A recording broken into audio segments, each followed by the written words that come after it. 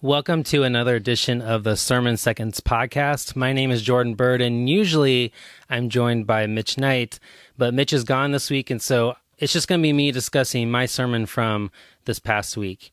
To start, I wanted to just kind of lay out how I approached this message and give you an idea of how the message came to be what it was. So I just want to share a few overall ideas of how the sermon was shaped. First, I wanted to think about, or I came to the idea of thinking about, where does our help come from? Because the opening lines of Psalm 121 are this question of a person being in distress and then asking, where does my help come from? And it implies that it's other than God is where people look for help, but the psalmist is looking beyond the mountains that surround them and looking beyond that to God for help. And so it made me think of what are modern day examples of people or places or things that we look to for help. We maybe don't look to the mountains for the false religions of ancient cultures, but we maybe do look to other things that function like a god or function like a power that we seek to provide help for us. Some of those may be the policies that we have as a culture that we try to mitigate danger or trouble. Some of it might be political leaders that we look to deliver us or help us in certain situations, or maybe certain resources that we can have at our disposal to help us in time of need, be that weapons or maybe laws that protect us from other people or mandates or you name it. There are a variety of things that we look to mitigate danger in our life, and we often look to those things for help. And so my thinking in trying to shape this message was, if we're called to, from the psalmist's point of view, to look to God for help, where do we maybe place our hope other than God? Where does our belief maybe typically fall? Where do we have a false belief? And where is the psalm calling us to have proper belief? So the first thing I wanted to look at was, what's the false news or what's the false belief that we often fall into? And where I ended up was, the false belief or false news that we often believe is that our sustainable help comes from things or people that are lesser than God or other than God. Some of the things that I just mentioned, or in ancient cultures, the religions of the day that would have shrines on the mountaintops that when you looked up, those are the things that people would look to for help. Or as you're along your way on a journey, people would sell you all sorts of things to help get you along your journey. Maybe they'd offer here's the spell I can cast to help ward off danger along your path, something like that. So that's the false news or the false belief that we fall into. What does the psalm then call us to in terms of proper belief or a good belief? And I think the good news of Jesus that we're invited to believe in this psalm is that our only lasting and sustaining help comes from the Lord. And so out of this psalm, how are we invited to respond to it? What's the response that the psalm is trying to elicit from us as the reader, as the listener? And what I came to the conclusion to is that it's at least calling us to these things. It's calling us to either confess, to admit, or to affirm, to say that this is true, or to praise God, especially praising the God revealed in Jesus, that He alone is our only sustaining help in our coming and our going in everything that we do in life. So, because we may have a false belief, and if we have a false belief that our help comes from other things, then we're called to confess that, those aren't true things. They aren't the sustaining help that we want. And so we're called to confess that reality to God that, hey, we messed this up and we need to look to you only. Or maybe it's just affirming that belief. We're tempted all the time to believe that we should look to other things for help rather than God. And so we're affirming our belief that no, God alone is the one we're supposed to look to for our help. Or maybe it's just simply praising God that He has been our help before and He continues to be our help today and in the future. And so out of this process, I ended up with a summary phrase, the kind of a tagline, if you will, to help those listening and even me as I processed and wrote out this message, just to kind of sum up everything. And the tagline was, the Lord is our sustaining help at all times and in all situations. The Lord is our sustaining help at all times and in all situations. The Lord is our sustaining help at all times and in all situations. So that was a process that I went through to get to the message that I eventually presented from Psalm 121. What I want to do with the rest of our time during this is just go over some footnote quotes or quotes from different commentaries, books, resources that I looked at in preparation for this message, and just highlight some of the comments that I noted and that I didn't include as much in the message, but I think they're worthwhile to hear and to reflect on. And so the first one I want to talk about is from the Brazos Theological Commentary in the Bible, which covers Psalms 101 through 150. Because the Psalms are such a big collection of writings, a lot of times books written about them are broken up into different sections. And so this is the Psalms 101 through 150, and it's by Jason Biasi. And he said this in his commentary on Psalm 121. Sure, strange gods may claim the hills, but they and everything else ultimately belong to the only God there is. And so here he's talking about these different religions or shrines that set up worshiping posts, along these mountains, and they're not to the one true God. They're to all these various gods, whether it be to the moon or the sun or something like that.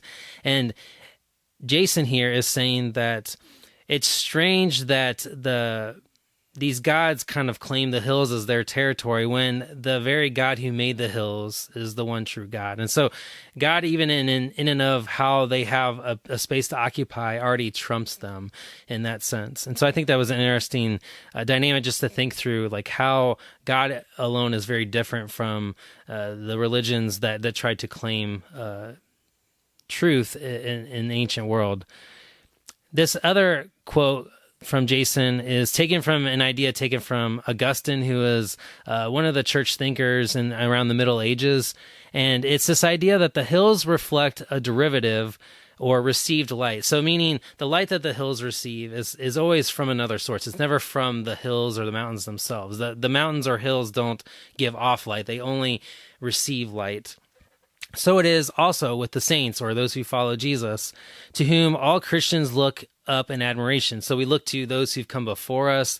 Last time on the podcast, Mitch and I talked about the heroes of our faith. We look to their life and how they've looked to God alone for light and truth in their life. And so Augustine is saying the same is just as true of Christians or those following Jesus as it is for any other created reality in the world. Nothing has light in and of itself. It's always light received from another source, and that source is God, because it originates from him, and it's only the created order that reflects the light that God gives to it. So I thought that was another interesting idea that's captured here in Psalm 121. Walter Brueggemann and William Bellinger Jr., in their commentary on the Psalms, made a statement that I captured in my own wording when I read it. And it says something along this line: the continual usage of terms like keep in Psalm 121 describe the faithful and trustworthy nature of the presence of Yahweh at all places and at all times. And I wanted to include this here to just give you an idea of where I ended up with that phrasing that I used in my tagline, that God is our sustaining help at all times and in all places. And this is one place where I noted that these commentators said something along those lines, and it stood out to me. And so I pieced that idea together with how I reflected on the rest of Psalm 121. So I just wanted to give you an idea of like how I kind of came about to that idea for that tagline. And this was one of the commentaries that kind of helped get me there and thinking through it. Another quote from a different book. This is Reflections on the Psalms, and Stephen Croft is the editor of this book, but this particular reflection on Psalm 121 is from a person named Helen Ann Hartley. And they make these two quotes that stood out to me. The first one is, God is present in those places where sometimes only forces of evil seem visible. Now, this quote stood out to me because that's often true, right? We often miss God's presence because we are captivated by the things that we see. And often what we see are forces and powers and entities that are going in a very different direction from the way of Jesus.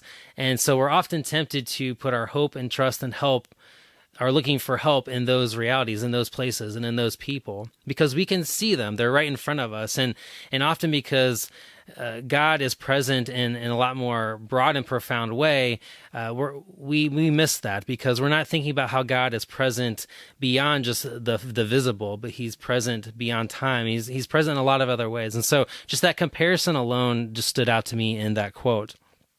Another quote from this reflection says this: where we start with a question stemming from anxiety, saying like Psalm 121 starts with this question that's based in anxiety, and the psalm then ends with the psalm having or explaining or giving confidence and hope in God. And the quote here goes on to say, we are not guaranteed lives free from uncertainty and difficulty, but if we can hold a perspective that enables us to trust in God in all situations, that seems to be where the psalm is directing us. And so this, again, is another thing that I ran across that kind of helped shape that tagline that I gave, that God is our sustaining help in all times and in all at all times and in all situations. Another book that I read was the Psalms commentary by F. Wayne McLeod. And this, again, is the second volume because, I said, a lot of times they're broken up into two different volumes because there's so many Psalms. And this quote came from that book that stood out to me. Imagine a person walking on a steep mountain path where every footstep was dangerous. To slip in this situation was to fall to one's death. And I highlighted this quote because I don't think I mentioned it in the message in particular, but one danger that was present in making this journey that the psalmist is talking about from wherever the Israelites were to Jerusalem to worship, one danger was that it was foot travel, and often they didn't have the developed roads that we think of in traveling today. And so you make one wrong move down off of the side of a mountain and you're gone. Like, it's really a life or death thing that was a possibility in traveling. And so this quote is capturing that reality, that one thing or one reality that the psalmist is looking toward is that they need God to be their help in literally keeping them alive, not letting their foot slip. And even pointing out that it's talking about not letting the foot slip points to God is aware and present of all the different dangers that we encounter, all different aspects that could threaten all parts of our body and our life. God is looking out for us in those ways. So that was one other quote that stood out to me. Another one comes from the Psalms commentary called Psalms for Everyone by John Goldingay. And this is, again, in his part 2 commentary for Psalms 73 through 150. And he makes this quote: one basis for trust is the way that Yahweh has answered prayer in the past. Another basis is who Yahweh is.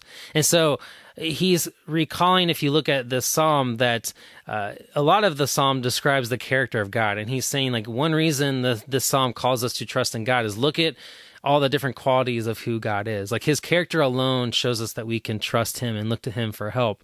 But he's also saying, if you look at the broader scope of Israel's history, look at the many ways that God has already provided help. Look at how he delivered Israel out of Egypt into the promised land, and look at how he's delivered them in many other ways, or provided help for them in many other ways, and how he has answered their calls for help.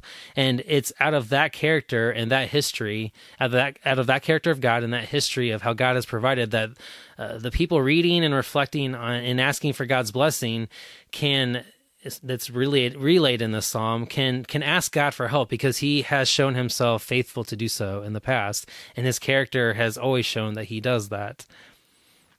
Another quote that stood out to me was from a commentary on Psalms, again, volume 2, from C. Hassel Bullock, and these two quotes stood out from this book. The first one is, in the larger picture of Old Testament Israel, the people were quite adept at celebrating both the journey and the destination. So this quote is capturing how this Psalm 121, is a psalm of ascent. You maybe see that subscript there at the beginning of the psalm in your physical Bible, or I guess even if you read it online, you probably can see that there. And this quote is capturing that these psalms of ascent capture different moments of these journeys, either before people leave or during, while they're on the journey, or when they get to the destination.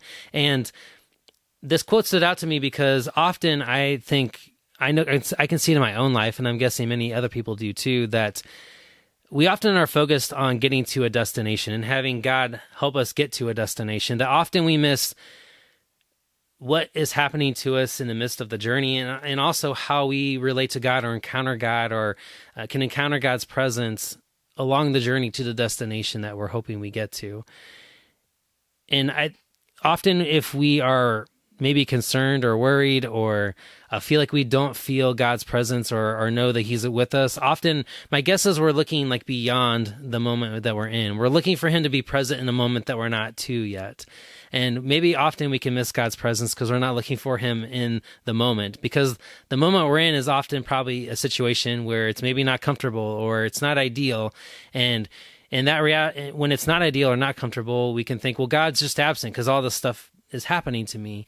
And I noted in my message that often looking for God's presence isn't just looking for him to deliver us from a situation, but to carry us through it. And it's in that carrying us through a situation that we can maybe often miss God's presence. And anyway, this quote made me think of that reality, and that's kind of where I got to that even in my message and how I shared it. Another quote that comes from this book is that God shades us from the hot sun.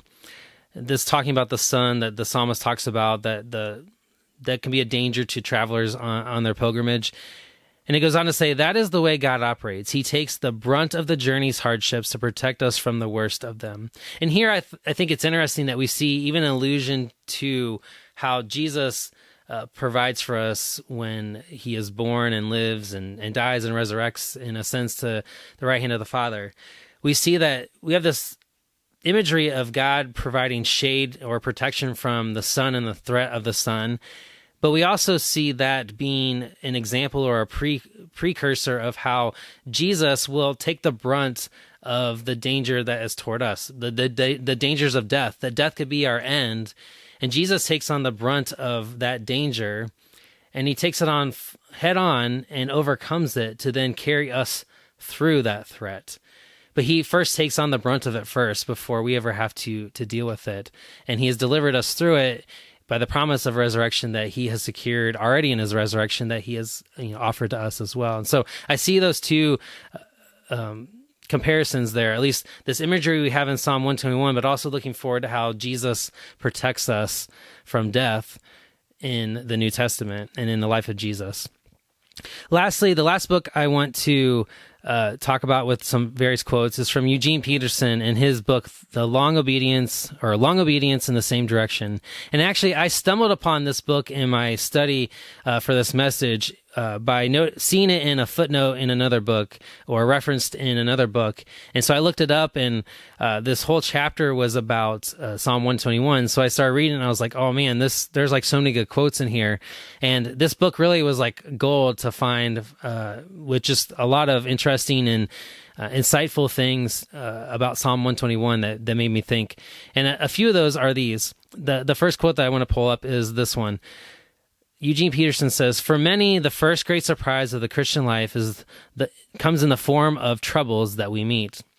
He's basically saying, like, the first time that people often question if God is real or if he's actually present or if he actually will follow through with the salvation that we're promised is when troubles come. And when troubles come into a Christian's life, a follower of Jesus' life, the temptation is that, well, I thought God had rescued me. Like, why am I not rescued in this moment? And that goes back to, again, that whole idea of the difference between God delivering us from everything and God carrying us through everything. And the reality is we see that God carries us through everything. He doesn't always deliver us from everything in the immediate moment. And so anyway, that quote stood out to me because I think it's very true. Like, if you've been a follower of Jesus for a long time or for a short time, it's not very long, or at least somewhere along that journey, you're going to question, like, how does this work? Like, how does God provide for us? How does he help us? Like, and there's a development of like shaping and understanding of how God actually shows up for us and how he helps us. Because often our perception is God should show up in a certain way. And the reality is God shows up for us, but not in the ways that we're expecting. But it's in the ways that we need, or it's at least ways in his wisdom that we just don't understand in the full yet.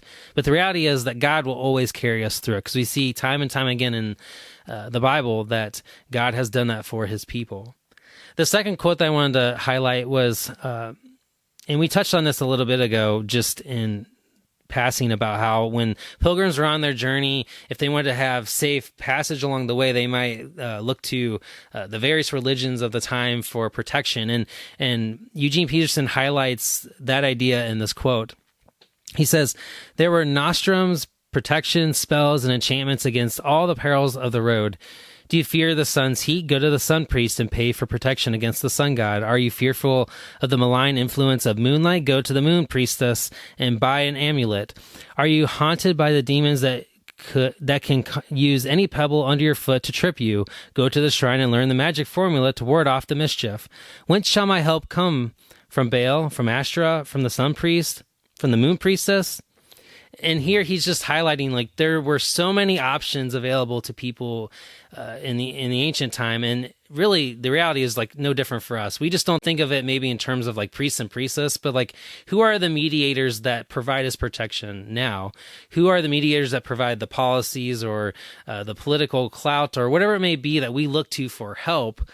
And we go to them rather than going to God first and foremost, or at least God in the sustaining sense. Like those different policies or political things may provide like temporary help or help in an immediate sense, but they're not sustainable. They're not going to last for all of time. God alone is the one who can provide those for us.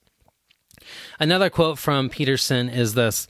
He says, 3 times in Psalm 121, God is referred to by the personal name Yahweh, translated as God.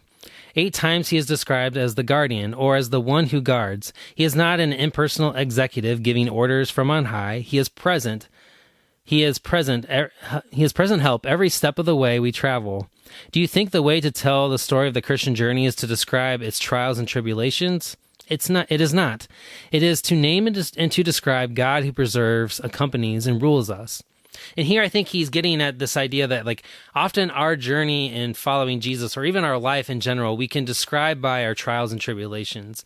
And I think his quote is trying to say, if you look at Psalm 121, the temptation can be to describe your life by your trials and tribulations, rather than looking to God, who is the one you're looking to for help, and then allowing how he steps into your life and allowing his presence in your life to be how you describe your life. And it's just a very different way or worldview and how we approach viewing life.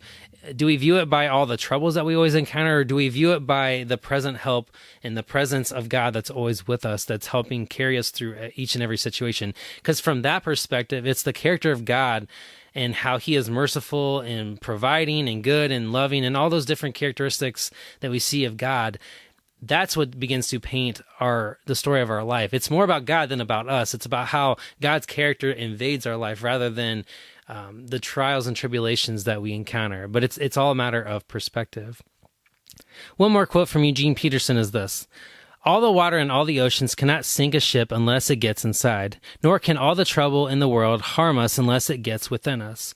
And here I see Eugene Peterson pointing to this idea that like it only takes one little false belief about reality to start sinking us. Like, this is why, like, the moment we get tempted to put our trust and our belief in things other than God, the moment that our looking to God for help gets eroded. And ultimately, like, we need to sustain trust in God and faith in God alone. Like, he is the one who we need to look to for our sustaining help at all times and in all situations.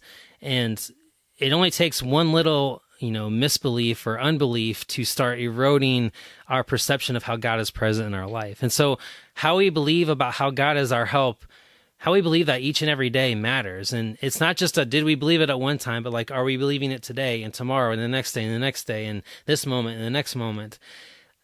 Belief is something we're called to each and every moment of our life as we follow after Jesus. One more quote is from Eugene Peterson is this. The great danger of Christian discipleship is that we should have 2 religions, a glorious biblical Sunday gospel, and then there's this one that we have sort of the rest of the week. And I touched on this a little bit, how the temptation is that we can look for help in our life Monday through Saturday from a variety of other things, but then Sunday it's like, oh yeah, we look to God for help.